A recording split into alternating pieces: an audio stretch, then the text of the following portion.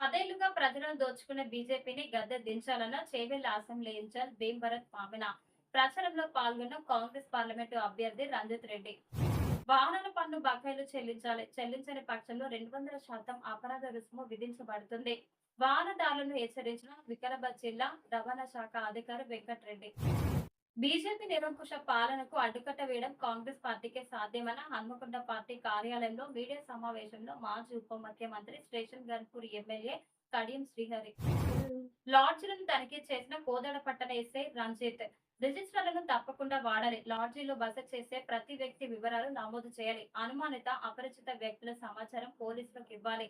CC కెమెరాలు పక్కాగా ఉండాలి. చట్ట వ్యతిరేక కార్యకలాపాలు నిర్వహిస్తే చర్యలు తీసుకుంటామన్న ఎస్ఐ.